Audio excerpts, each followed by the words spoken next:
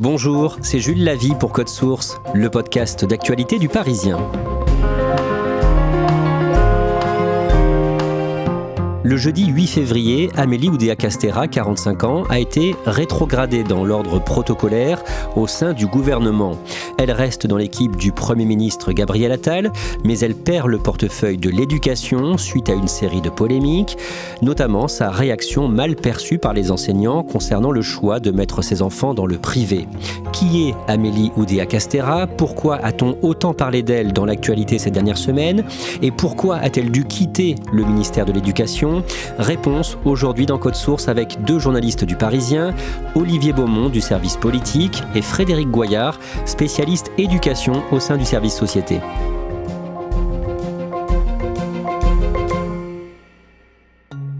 Le mardi 9 janvier, Gabriel Attal, 34 ans, est nommé Premier ministre en remplacement d'Elisabeth Borne. Frédéric Goyard, Gabriel Attal ne sera resté que 5 mois et 20 jours au ministère de l'Éducation. Est-ce qu'il était apprécié des enseignants ?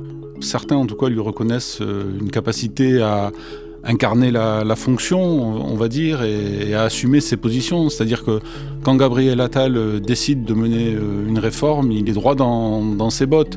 Il y a aussi beaucoup d'enseignants qui lui reprochent de faire de la com et de surfer sur des positions comme l'interdiction de l'abaya ou par exemple le port de l'uniforme et de ne pas prendre en compte les véritables priorités, c'est-à-dire le salaire par exemple ou les conditions de travail des enseignants. Madame Amélie Oudéa-Castéra, ministre de l'Éducation nationale. 2 jours plus tard, le jeudi 11 janvier, Amélie Oudéa-Castéra est choisie pour remplacer Gabriel Attal au ministère de l'Éducation.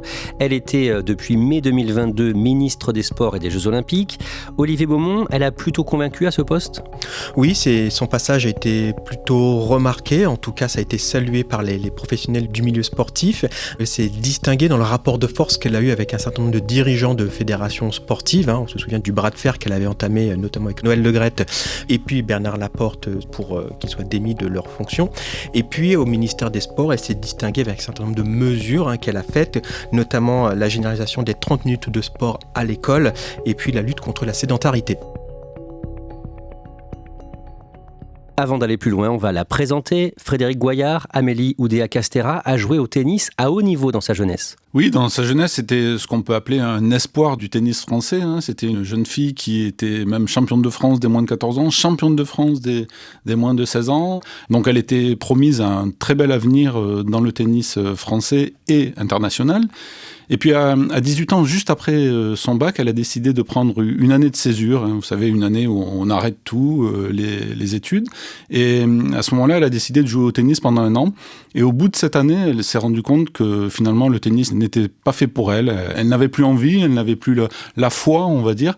Et elle a décidé de se consacrer à ses études. Qu'est-ce que l'on sait de son enfance et de sa famille ? Elle est née en 1978 à Paris, dans un milieu plutôt aisé. Son père est Richard Castéra, l'ancien directeur de Publicis, l'agence de communication, et aussi de la Croix-Rouge. Et sa maman, Dominique, elle, est l'ancienne DRH de Safran, le groupe aéronautique.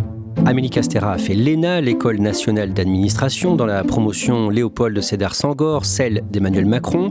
Elle s'est ensuite mariée en 2006 à Frédéric Oudéa, un ancien conseiller de Nicolas Sarkozy, qui dirigera notamment la Société Générale. Amélie Oudéa-Castéra débute sa carrière comme magistrate à la Cour des comptes. Plus tard, elle sera l'une des plus hautes responsables de l'assureur AXA, puis de Carrefour. Olivier Beaumont, est-ce qu'elle est proche de l'actuel président ?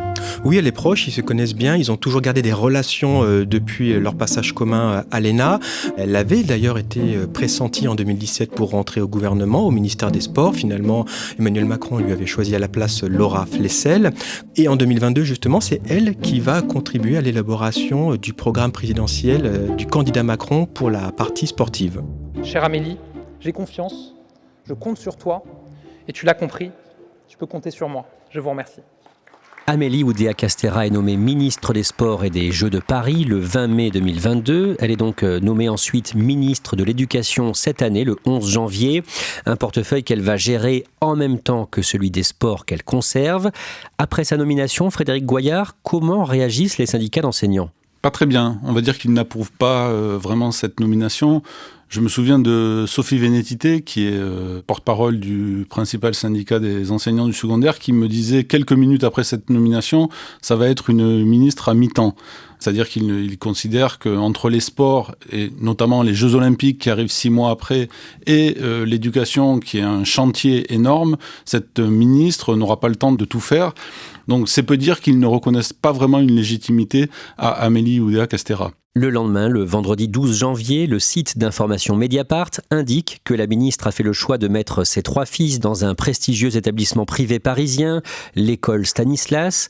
Frédéric Goyard, présentez-nous cet établissement qui accueille des élèves de la maternelle aux classes préparatoires, donc après le bac. C'est une école catholique privée, réactionnaire, diront certains. D'autres préfèrent parler de conservateur.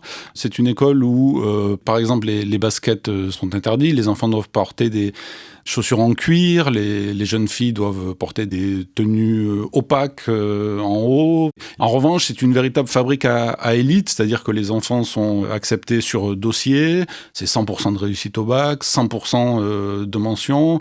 C'est l'école des enfants bien nés, j'ai envie de dire. D'un mot, l'école Stanislas, on en a parlé aussi récemment dans l'actualité. Oui, parce que l'école Stanislas est visée par une enquête interne, c'est-à-dire une enquête administrative lancée par le ministère de l'Éducation nationale suite à des articles de presse, parce que des intervenants auraient tenu, à ce moment-là, on ne sait pas encore, mais des propos homophobes, voire anti-avortement, en contradiction totale avec la législation française. Le même jour, le vendredi 12 janvier, elle est interrogée par un journaliste sur ce choix de mettre ses enfants à Stanislas et sa réponse va provoquer une polémique. Elle est en déplacement dans un collège des Yvelines, elle est accompagnée elle accompagne même le Premier ministre Gabriel Attal. On est quelques heures après la passation de pouvoir dans la cour du ministère de l'Éducation nationale. Ça se passe plutôt bien, Le Premier ministre et la nouvelle ministre de l'Éducation font des selfies avec les collégiens, l'ambiance est plutôt légère, mais elle sait qu'elle va être interrogée sur la scolarisation de ses enfants à l'école Stanislas. Quand elle est enfin interrogée devant les micros, elle dit « Alors très bien, on va aller sur le champ du personnel. Eh bien allons-y. Moi je vais vous dire pourquoi nous avons scolarisé nos enfants à l'école Stanislas. » Et là, elle parle de la scolarisation de son enfant qui, en 2009, avait 3 ans. Elle donne son prénom, il s'appelle Vincent. Et elle explique que si, avec son mari, ils ont choisi de changer leur enfant d'école pour l'inscrire à l'école Stanislas, parce qu'il y avait un paquet d'heures perdues. La frustration de ses parents, mon mari et moi, qui avons vu des paquets d'heures qui n'étaient pas sérieusement remplacés. Et qu'ils en avaient marre, tout simplement. Et à un moment, on en a eu marre. Comment réagissent les syndicats d'enseignants ? Très mal, ils sont indignés, ils parlent de propos lunaires et provocateurs parce qu'ils se sentent attaqués directement dans leur fonction d'enseignants. On sent bien que le fossé est en train dès le départ de se creuser entre les enseignants d'un côté et la ministre de l'autre. Dans la foulée, quelques jours plus tard, nos confrères de Libération publient un article indiquant que dans l'école publique où était son fils, l'école Littré, la maîtresse n'était pas absente. Expliquez-nous ça. Oui, on est à peine 2 jours après la séquence du collège des Yvelines. Et là, nos confrères de Libération ont retrouvé l'enseignante qui s'occupait du petit Vincent, puisqu'il avait 3 ans à l'époque. Et ce qu'elle dit ne colle pas du tout avec ce que ça racontait la ministre 2 jours plus tôt. Elle dit que cette année-là, elle était très peu absente. C'est-à-dire que si d'aventure elle avait été absente, en plus elle avait été remplacée. Et la deuxième chose qui est quand même aussi très importante, c'est que pour elle, si les parents de Vincent, c'est-à-dire Amélie Oudéa-Castéra et son mari, ont choisi d'enlever leur enfant de Littré pour l'inscrire à l'école Stanislas, c'était parce qu'ils souhaitaient lui faire sauter une classe et que l'équipe pédagogique n'était pas d'accord avec eux. Comment se défend Amélie Oudéa-Castéra après cet article ? Le dimanche, elle ne réagit pas et la seule chose qu'on va apprendre à ce moment-là, c'est qu'elle a appelé l'enseignante de son fils le soir au téléphone pour échanger avec elle et pour visiblement s'excuser d'après ce que dit son entourage. Dès le lendemain, la ministre se rend sur place dans l'école où son garçon avait été scolarisé avant de rejoindre le groupe Stanislas, l'école Littré. Elle sent qu'il faut faire quelque chose et surtout qu'il faut reprendre la main. Donc elle décide de se rendre le matin à la fin des cours à l'école Littré pour échanger avec les enseignants. Pendant 1 heure, heure, ils vont échanger. Mais à son arrivée, mais aussi à sa sortie de l'établissement, il y a une dizaine de caméras. Et surtout, il y a des enseignants syndiqués qui sont là et qui crient des slogans hostiles. Donc c'est une séquence totalement ratée et même désastreuse pour l'image d'Amélie Oudéa-Castéra. Mesdames et messieurs, bienvenue dans cette maison. Le mardi 16 janvier, le président Emmanuel Macron organise une grande conférence de presse à l'Élysée, sous les dorures de la salle des fêtes. Vous êtes sur place pour Le Parisien, Olivier Beaumont, et l'une des questions porte sur le sort d'Amélie Oudéa-Castéra. C'est la grande rentrée du président de la République qui va s'exprimer devant 200 journalistes et c'est retransmis en direct, en prime time, multidiffusé sur toutes les chaînes. Donc c'est un événement très attendu et en pleine polémique Oudéa-Castéra. La question arrive. Vous avez fait de l'école la mère des batailles et vous avez encore annoncé plusieurs mesures ce soir et plusieurs chantiers. Peuvent-ils être menés à bien par la nouvelle ministre de l'Éducation, Amélie Oudéa-Castéra, qui est affaiblie d'entrée de jeu par une intense polémique, et a-t-elle votre confiance pour continuer dans ses fonctions ? Contre toute attente ou pas, j'ai envie de dire, en tout cas Emmanuel Macron lui apporte un soutien ferme et franc. La ministre a fait un choix pour ses enfants. Ce sont des choix individuels, personnels, je le disais, il faut les respecter. Il reconnaît qu'elle a eu un propos public qui a été maladroit, mais qu'elle s'est excusée en même temps. Il envoie une forme d'encouragement à poursuivre et à persévérer à sa ministre, puisqu'il dit qu'il est certain qu'elle réussira à sa tâche avec les enseignants. Bonjour et bienvenue dans les 4V, Amélie Oudéa-Castéra. Bonjour. Le lendemain, le 17 janvier, Amélie Oudéa-Castéra est sur France 2 dans les 4V, les 4 vérités, l'entretien de Télématin. Elle renouvelle ses excuses et elle tient à se montrer dans l'action. Elle cherche encore à reprendre la main. Là, c'est sa première interview posée depuis la polémique, le début de la polémique. Donc là, elle fait en quelque sorte son mea culpa. Elle rappelle que si elle a blessé les enseignants, elle est vraiment, encore une fois, désolée. Je les ai blessés, je les ai heurtés. Je le regrette extrêmement vivement. Elle explique qu'elle n'aurait pas dû nommer l'école Littré. Je n'aurais pas dû tenir ces propos-là et je n'aurais pas non plus dû nommer l'école Littré. Mais elle est encore très très figée, on sent, elle a un sourire qui est bloqué sur son visage, donc c'est un acte de contrition mais pas vraiment réussi. Le 21 janvier, nos confrères de Mediapart publient un article affirmant que son fils, comme des dizaines d'autres élèves de Stanislas, a profité d'un système pour contourner la plateforme d'attribution des places dans l'enseignement supérieur, Parcoursup, et pour être certain de pouvoir rester à Stanislas en classe préparatoire. Parcoursup, qu'est-ce que c'est ? C'est la plateforme d'admission post-bac. C'est-à-dire que quand vous êtes bachelier, vous allez multiplier les vœux, c'est-à-dire vous choisissez les écoles que vous avez envie de faire. Et ensuite, ces écoles vont vous répondre et vous dire « Ok, vous êtes admis, non, on vous refuse ». Donc, qu'est-ce que fait en général un bachelier ? Il multiplie les choix pour se donner le plus de chances d'être admis, j'ai envie de dire, dans le maximum d'écoles possible. Et ensuite, il choisit. Mais ce qui s'est passé avec le fils d'Amélie Oudéa-Castéra, c'est qu'il n'a fait qu'un seul vœu. Ce vœu, c'est Stanislas.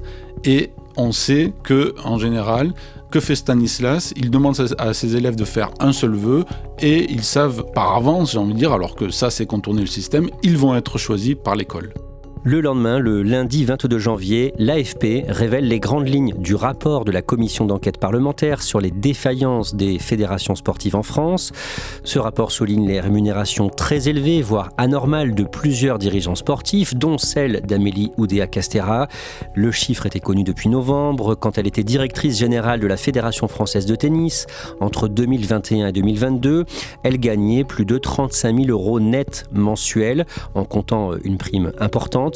Olivier Beaumont, cette information, elle joue forcément en sa défaveur dans ce contexte ? Oui, ça joue en sa défaveur parce que là, elle dit pour sa défense, elle dénonce en tout cas des propos militants dans ce rapport rédigé à des fins politiques, alors que ce rapport s'appuie sur des montants factuels, qui sont ceux de la rémunération qu'elle a touchée quand elle était à ses fonctions, et une défense d'autant plus maladroite que quelques mois plus tôt, lorsqu'elle avait déjà été auditionnée devant les députés de l'Assemblée dans un autre contexte, elle avait claironné qu'elle avait renoncé aux 2/3 de sa rémunération pour sa passion pour le sport, je la cite, avec cette phrase qui, quelques semaines plus tard, va faire écho « L'argent n'a jamais été mon moteur ».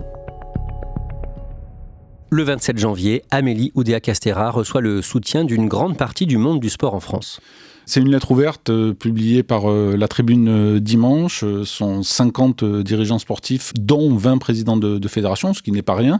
Ces dirigeants, je les cite, apportent leur respect et reconnaissance envers une ministre qui a su depuis sa nomination être à la hauteur de sa fonction avec écoute, exigence et leadership.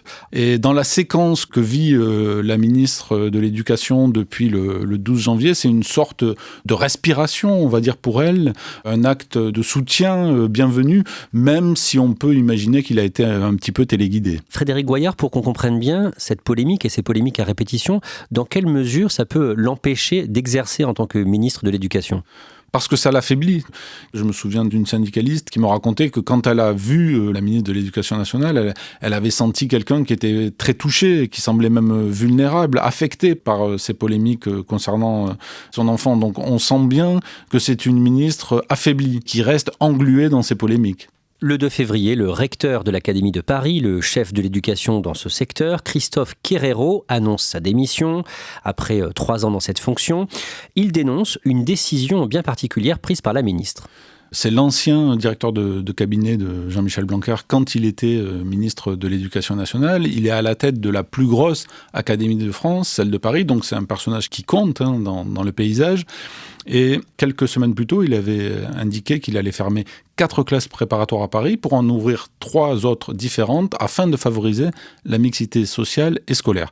Le 31 janvier, par un tweet en plus d'un syndicat, il apprend que la ministre, Amélie Oudéa-Castéra, a décidé de suspendre la fermeture des 4 classes qu'il avait envisagées et qu'elle ne l'a même pas prévenu en plus. Il le vit comme un camouflet et il décide de démissionner. Le même jour, Amélie Oudéa-Castéra est l'invitée de la matinale de TF1 présentée par Bruce Toussaint. Question, a-t-elle reçu l'assurance de rester ministre de l'Éducation ? Il y a des interrogations sur votre maintien au gouvernement. Est-ce que vous avez eu des garanties du président et du Premier ministre sur votre maintien au gouvernement ? Mais rien n'est garanti pour personne. Le sujet n'est pas est-ce que moi je suis garantie. Le mardi 6 février, à l'Assemblée, pendant la séance des questions au gouvernement, Amélie Oudéa-Castéra est interpellée par un député socialiste. Ce jour-là, il y a eu une nouvelle grève dans l'éducation et Olivier Beaumont, dans l'après-midi, elle est interrogée pendant plus de 2 heures par les députés de la Commission des affaires culturelles et de l'éducation à l'Assemblée. Elle est interpellée effectivement, notamment par les députés de la gauche, sur la situation de l'école. Des allusions sont à nouveau faites sur la scolarisation de ses enfants par les députés de l'opposition. Et elle a cette phrase. Opposer l'école publique à l'école privée, c'est vraiment une guerre d'un autre âge. Là, clairement, Amélie Oudéa-Castéra se sent menacée ? Plus que menacée, on a vraiment le sentiment que ses heures sont comptées. La seule chose qui la maintient en vie, en survie même, c'est sa relation directe avec Emmanuel Macron. Justement, on dirait que Emmanuel Macron ne semble pas favorable à l'idée de la voir partir du gouvernement. On sait pourquoi ? Amélie Oudéa-Castéra, c'était son choix. C'est lui qui l'a imposé à Gabriel Attal pour devenir ministre de l'Éducation nationale dans ce super méga ministère incluant les sports, les Jeux olympiques et paralympiques. Et donc pour lui, d'avoir à la débrancher seulement quelques jours après l'avoir nommée, ça serait une forme de désaveu qu'il ne veut pas assumer. Et il n'est pas question de changer de ministre des Sports juste avant les JO. Et il y a cette difficulté, effectivement, les JO sont dans moins de 6 mois. C'est elle qui a piloté ces derniers mois ce dossier qui est lourd. Donc c'est très délicat aussi de la débrancher sur ce portefeuille-là. Pendant le week-end du samedi 3 et dimanche 4 février, il y a des tractations sur le remaniement à venir, sur les noms de celles et ceux qui vont faire leur entrée au gouvernement. Et concernant Amélie Oudéa-Castéra, la décision est prise de lui retirer l'éducation. Emmanuel Macron va se rendre à l'évidence au cours du week-end, d'autant que Gabriel Attal lui pousse vraiment pour la sortir. Il est vraiment pas à l'aise avec le maintien de cette personnalité dans son gouvernement. Il y a un nom qui circule, celui de François Bayrou, qui milite clairement en coulisses pour pouvoir occuper ce poste. Emmanuel Macron va avoir une autre idée. Un nom va commencer à circuler, celui de Nicole Belloubet, l'ancienne garde des Sceaux. Le jeudi 1er février est une journée nationale de grève et de manifestation dans l'éducation nationale. Frédéric Goyard, vous êtes dans le cortège parisien et la ministre est souvent prise pour cible. Une très grande majorité des banderoles la concernent. On trouve des messages comme AOC casse-toi, AOC assez. En fait, on voit bien que la cristallisation du mécontentement enseignant à ce moment-là touche vraiment Amélie Oudéa-Castéra. tous les enseignants de l'école Littré parce qu'ils ont été choqués par les propos de la ministre les concernant. Et même s'ils ont reçu ces excuses, ils tiennent à être là pour manifester leur désapprobation. Le jeudi 8 février, la vague de nominations au gouvernement est dévoilée et l'ancienne ministre de la Justice, Nicole Belloubet, 68 ans, remplace donc Amélie Oudéa-Castéra à l'éducation. Frédéric Goyard, le lendemain, le vendredi, vous assistez à la passation de pouvoir entre les deux femmes. On est quand même à la 4e passation de pouvoir dans la cour du ministère de l'Éducation nationale en moins de 2 ans. Et puis surtout, en général, la passation de pouvoir, c'est l'opportunité pour le ministre sortant de défendre son bilan. Et là, bien sûr, Amélie Oudéa-Castéra, elle est restée que quelques jours, donc elle n'a rien à défendre, à part un chapelet de polémiques qui ont égrené les dernières semaines. Donc automatiquement, son discours n'est pas bon. Et puis surtout, il n'y a aucune émotion avec les personnels. C'est complètement atone, quoi. En ces derniers instants ici, c'est au mot de Mandela que je pense, quand il nous dit « Je ne perds jamais. Soit je gagne, soit j'apprends. » Les syndicats d'enseignants, ils disent quoi après ce nouveau passage express au ministère, après celui de Gabriel Attal ? Il parle d'un désastre, hein. C'est un peu ce qui symbolise le passage d'Amélie Oudéa-Castéra au ministère de l'Éducation nationale. Ils ne comprennent pas, en revanche, pourquoi le président de la République a attendu aussi longtemps avant de changer de ministre. En creux, on perçoit aussi que cette ministre très faible leur a permis de retrouver un petit peu de vigueur afin de pouvoir s'opposer aux réformes qu'a mis en place Gabriel Attal lors de son passage au ministère de l'Éducation nationale.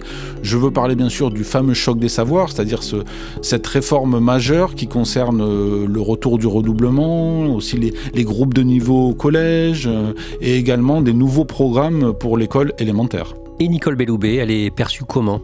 Disons qu'elle a un peu plus de crédit que sa prédécesseur, tout simplement parce qu'elle vient, elle, du giron de l'Éducation nationale. Elle a été professeure d'université, elle a également été rectrice, mais il y a un autre aspect, c'est qu'elle n'a plus travaillé pour l'Éducation nationale depuis environ 20 ans.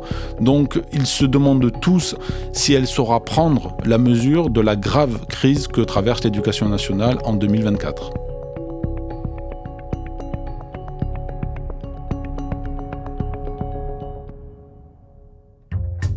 Merci à Frédéric Goyard et Olivier Beaumont. Cet épisode de Code Source a été produit par Clara Garnier-Amouroux, Thibault Lambert et Barbara Gouy.